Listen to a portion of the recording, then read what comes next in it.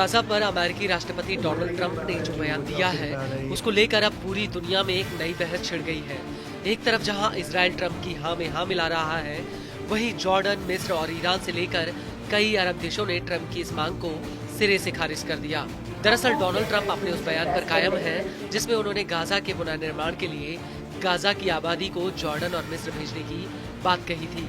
हालांकि इन दोनों ही देशों ने इस प्रस्ताव को ठुकरा दिया है, लेकिन ट्रंप ने जो बात कही है उसे हल्के में नहीं लिया जा सकता और यही वजह है कि अब मिस्र की अल अजहर अल शरीफ संस्था को ट्रंप के खिलाफ उतरना पड़ा है।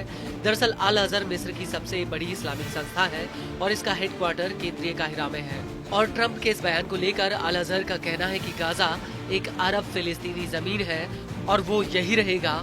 आपको बता दें कि मिस्र की संस्था ने इसको लेकर ट्विटर पर अपना एक बयान भी पोस्ट किया है।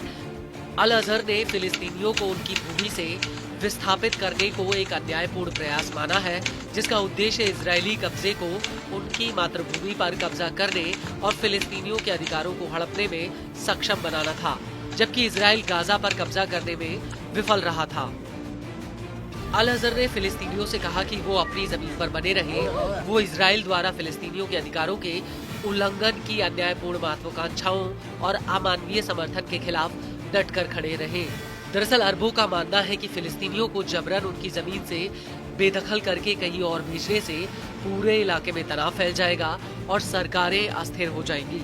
वहीं कुछ जानकारों का मानना है कि ट्रंप अपने इस प्रस्ताव के पीछे कारोबार को विकसित करने के सुझाव रख सकते हैं, न कि एक विदेश नीति के रूप में। और ट्रंप खुद इस बात को कह चुके हैं कि गाजा एक विध्वंस की जगह बन चुका है। ट्रंप का कहना है कि गाजा एक बेहद ही खूबसूरत समुद्र किनारे बसा हुआ है, जहां पर अपार संभावनाएं हैं। You know, Gaza is interesting. It's a phenomenal location on the sea, best weather. You know, everything's good. It's like some beautiful things could be done with it, but it's very interesting. But some fantastic things could be done with Gaza. वहीं दूसरी तरफ Jordan और मिस्र का साफ कहना है कि वो अब और फिलिस्तीनियों को लेकर अपने देश की स्थिरता को खतरे में नहीं डाल सकते।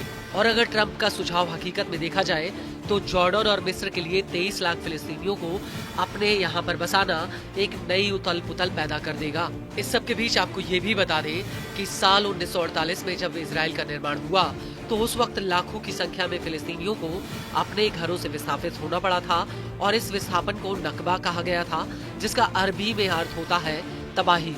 आपको बता दें कि साल 1948 से पहले ही यहूदी मिलिशियाओं ने फिलिस्तीनियों पर हमले शुरू कर दिए थे।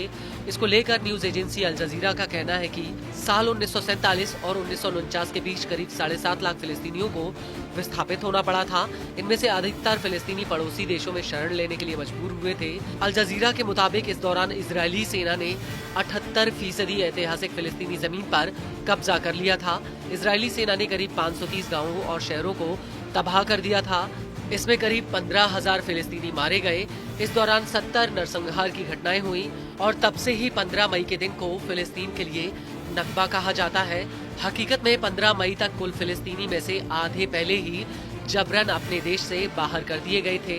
बताया जाता है कि 18वीं सदी में यूरोप और रूस में यहूदियों पर अत्याचार हो रहा था और तब से ही यहूदियों में अपना एक अलग देश बनाने की विचारधारा जागी थी। हालांकि यहूदी आंदोलन में शुरुआती तौर पर युगांडा और अर्जेंटीना जैसे देशों में यहूदी राज्य बनाने का विचार आया, लेकिन फिलिस्तीन की जमीन पर यहूदी राज्य आखिरकार इसलिए बना क्योंकि बाइबल में फिलिस्तीन की जमीन पर पवित्र भूमि का वादा ईश्वर ने यहूदियों से किया था।